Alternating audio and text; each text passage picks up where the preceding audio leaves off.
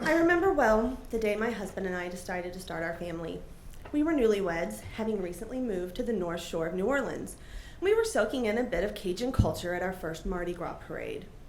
It's not the raucous debauchery that you see in pictures from Bourbon Street. This was a family affair. And as we appeared to be the only couple there without minis, and the desire for our own became infectious. We knew this might take a few months of trying, since we were getting a late start. But while being a parent was hard, getting knocked up was supposed to be the fun and easy part. Our diagnosis of infertility came from Dr. Sissy, who had the bedside manner of a villain in a Disney movie.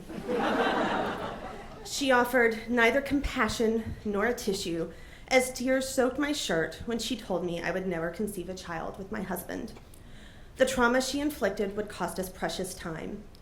2 years later, we found ourselves in another doctor's office being given horrendous odds. A 1 in 100 chance on our own, maybe 1 in 10 with assistance.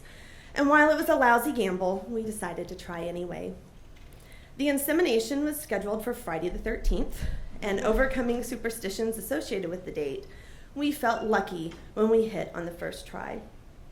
Like many newly expecting, we told only those closest, waiting to broadcast our happy news until after the first trimester. It was an announcement that would never come.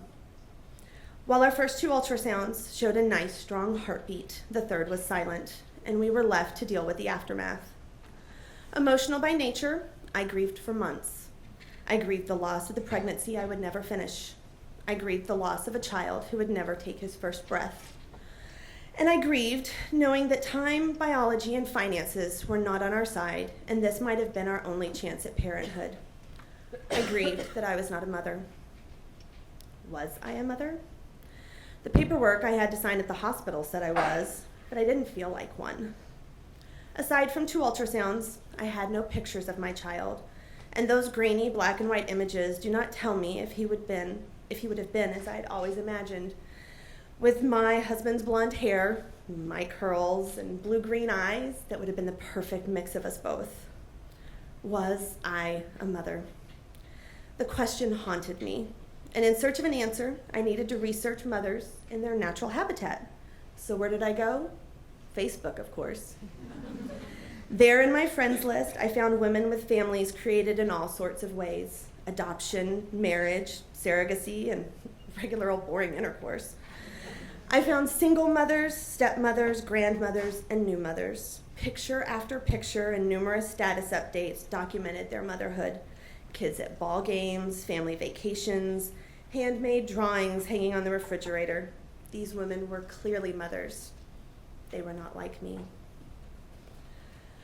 There were some who had experienced loss. Sandy, who during the same week we miscarried lost her 11-year-old daughter to cancer, endured 2 years of doctor's visits with that illness and had the unenviable task of coaching her daughter to be prepared to die. She was simultaneously haunted and blessed by years of memories I did not have, and our potentially shared grief seemed too different. Jody, who had given birth to premature twins at 24 weeks, and while one had spent 5 months in the NICU enduring multiple surgeries and is now an amazingly normal 15-year-old, the other lived only 6 precious days. Sweet Kylie was buried in a dress taken off a doll from a Toys R Us because no store carried baby clothes small enough to fit her 1-pound frame.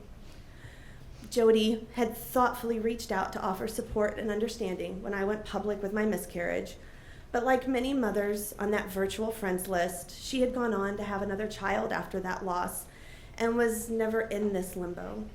So many women I had accumulated as friends throughout my life had all clearly entered into this club of motherhood, this natural rite of passage that I longed to be a part of. Was I a mother? I still did not know. Still searching, I found myself drawn to a small wooden cigar box on my nightstand. Inside were the few treasured keepsakes of my pregnancy that had no other home: the ultrasound photos, a small ceramic angel, and a collection of hundreds of quotes that spoke for me when grief overwhelmed and to me when I was ready to heal. I had not needed to look in the box for months, not even on my due date.